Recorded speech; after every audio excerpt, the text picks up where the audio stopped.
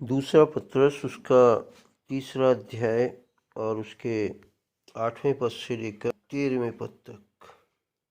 हे प्रियो, यह एक बात तुमसे छिपी ना रहे कि प्रभु के यहाँ एक दिन 1000 वर्ष के बराबर है और 1000 वर्ष एक दिन के बराबर है।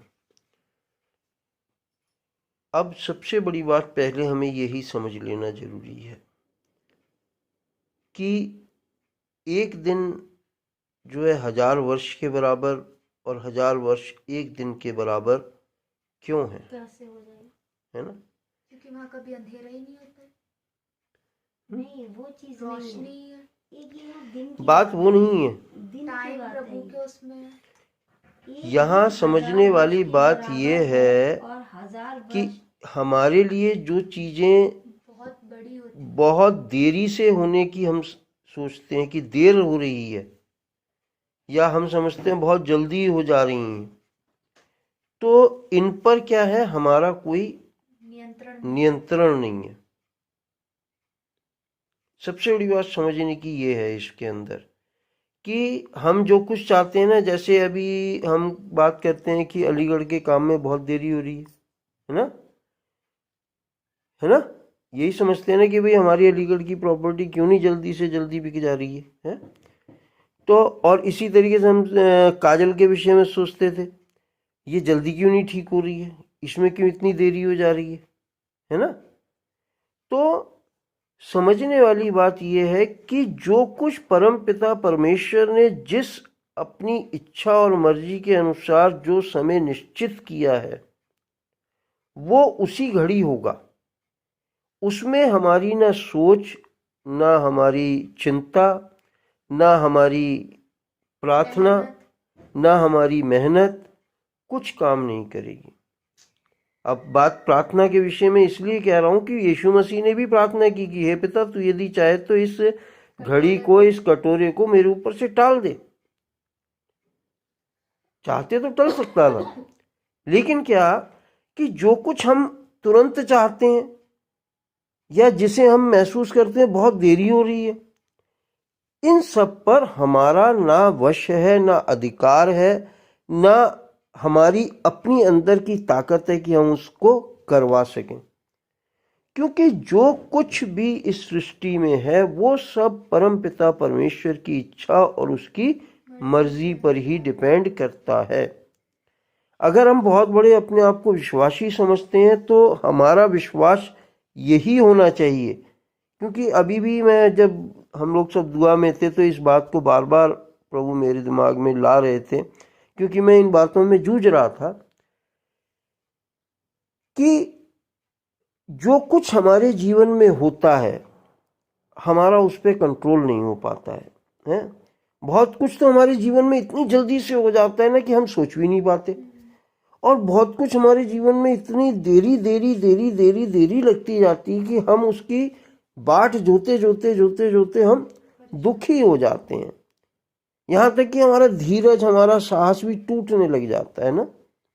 वो ऐसा सिर्फ इसलिए होता है, यहाँ प्रभु का वचन हमें यही बता रहा है कि ये सब कुछ इसलिए है क्योंकि परमेश्वर जिसको जैसा चाहता है उस समय पर वैसा ही देता है और बांटता है। या ये समझना चाहिए कि जो कुछ घटित होता है वो पिता परमेश्वर की मर्जी के अनुसार ही होता है, उसकी बिना मर्जी के कुछ भी नहीं हो सकता है।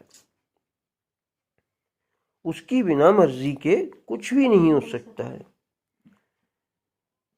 ज्यादा इस पर ना, अब इस पर इतना ध्यान दिया हमने, अब इस पे अगर हम बात इसी पे करते चले जाएंगे तो मैं समझता हूं कि समझने और समझाने में बहुत समय लगता चला जाएगा। लेकिन हम आगे 9वें वचन पर ध्यान देंगे।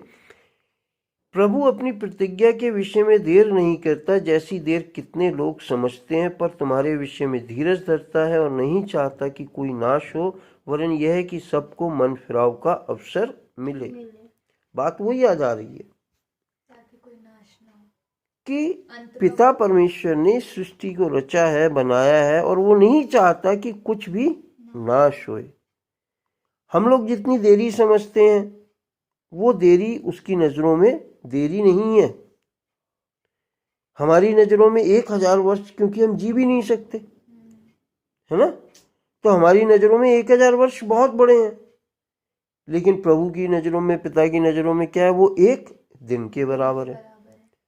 क्यों? क्योंकि अगर वो हमारी तरीके से सोचने लगे, हमारी तरीके से समझने लगे, तो फिर सब गड़बड़ हो जाएगा। क्योंकि हमें तो हर चीज़ों की बड़ी जल्दी रहती है कि जल्दी से ये हो जाए, जल्दी से वो हो जाए, जल्दी से सब कुछ हो जाए। लेकिन प्रभु देरी सिर्फ इसलिए करते हैं, क्यों? क्योंकि वो नहीं चाहते कि कोई नाश हो, वरन यह कि सबको मन फिराव का अवसर मिले। 10वें पद में, परंतु प्रभु का दिन चोर की नाई आ जाएगा, उस दिन आकाश बड़ी हड़हड़ाहट के शब्द से जाता रहेगा और तत्व बहुत ही तप्त होकर पिघल जाएंगे और पृथ्वी और उस पर के काम जल जाएंगे।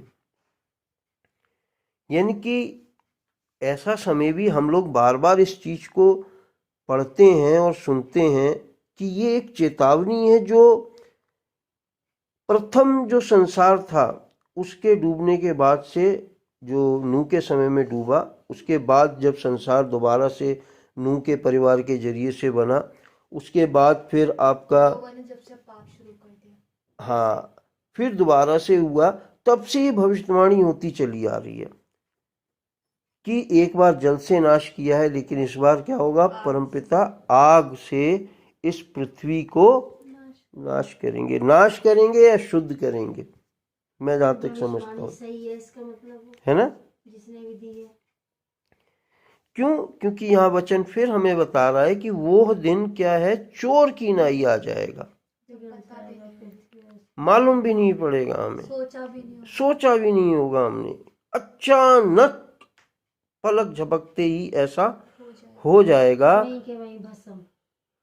उस दिन क्या होगा, आकाश बड़ी हड़हड़ाहट के शब्द से जाता रहेगा और तत्व बहुत ही तप्त होकर पिघल जाएंगे और पृथ्वी और उस पर के काम जल जाएंगे। अब जब जल जाएंगे तो 11वां पद कहता है, तो जबकि ये सब वस्तुएं इस रीति से पिघलने वाली हैं, तो तुम्हें पवित्र चाल चलन और भक्ति में कैसे मनुष्य होना चाहिए, कैसे मनुष्य होना चाहिए। आता है समझ में? कैसे मनुष्य होना चाहिए? परमेश्वर पर अपनी आस लगाए रहो, उसकी बाट जोते रहो, सच्चाई से कमर कसे के रखो, हैं, पाप में अपना जीवन मत बिताओ, प्रभु के बताए रास्तों पे चलते रहो। जो लिखा, जो वचन हमें बताता है, आगे तो सब कुछ उसके हाथ में है। विश्वासी और धीरजवंत होना चाहिए। वही बात। विश्वासी और धीरजवंत होना चाहिए। क्यों? क्योंकि देखो, हम अगर अपना विश्वास खो देंगे तो कुछ नहीं हो सकता। क्योंकि विश्वास की परिभाषा क्या है कि विश्वास अनदेखी वस्तुओं का निश्चय और विश्वास आशा की हुई वस्तुओं का निश्चय और अनदेखी वस्तुओं का प्रमाण है। ठीक। और धीरज क्या है?